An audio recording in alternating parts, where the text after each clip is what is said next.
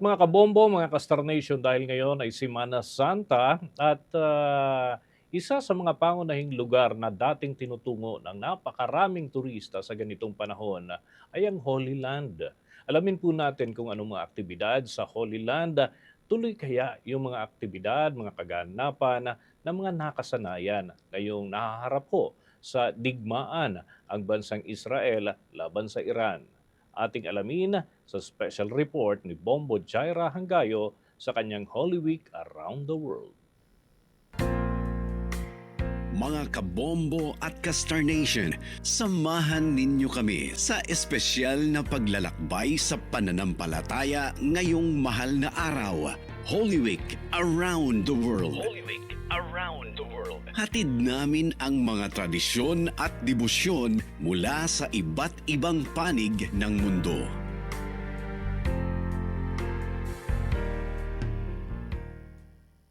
Mga kabombo at Star Nation, ngayong Holy Week, milyon-milyong deboto sa buong mundo ang nag-obserba ng sakripisyo, kamatayan at pagkabuhay ni Jesucristo.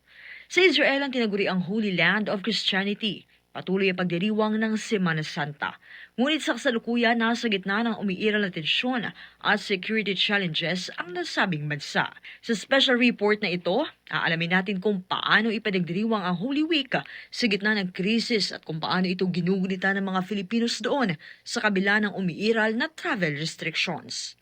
Sa eksklusibong panayam ng Bombo Radio Philippines kay Philippine Ambassador to Israel Eileen Mendiola, pansamantalang hindi pinapayagan ang non-essential travel ng mga Filipinos patungong Israel dahil sa nagpapatuloy na security situation.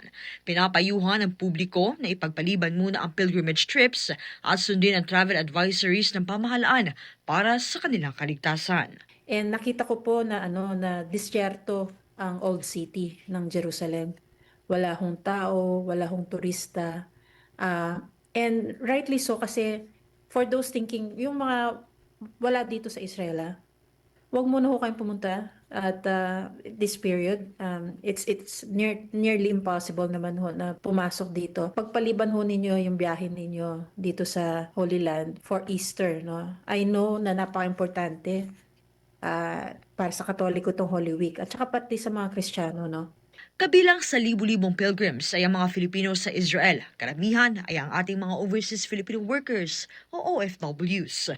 Para sa kanila, ang Holy Week ay hindi lamang religious tradition, kundi panahon din ng reflection and unity kahit malayo sa kanilang pamilya sa Pilipinas.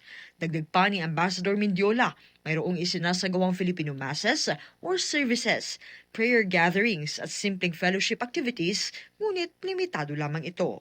Yung for the part ho ng mga kababayan naman natin dito, nananatili hong bukas yung mga places of worship. Yun nga lang ho, may limitation.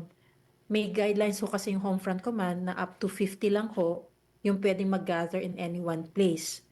At the same time, kung mag-gather man kayo, dapat meron adequate na bomb shelter na pwedeng lagakan ng 50 katao, no?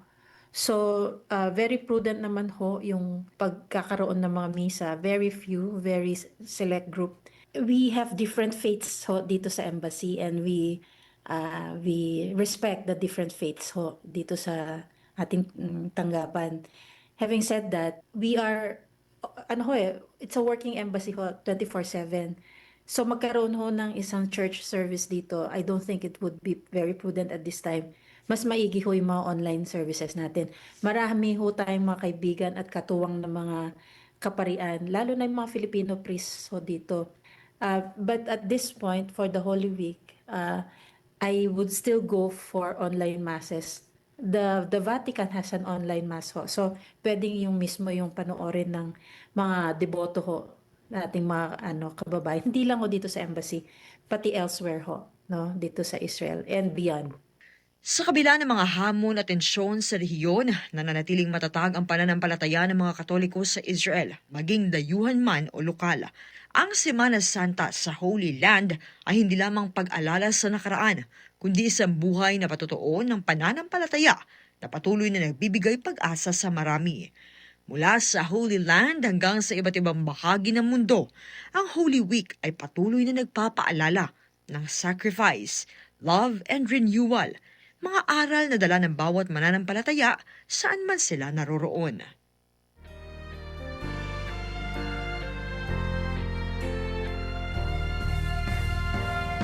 Holy Week around the world.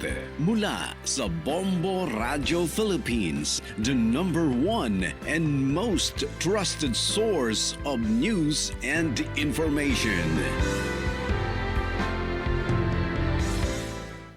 For the most trusted source of news and information, visit our website at www.bomboradio.com. Follow us on Bombo Radio mobile app, Facebook, YouTube, TikTok, and X, formerly Twitter.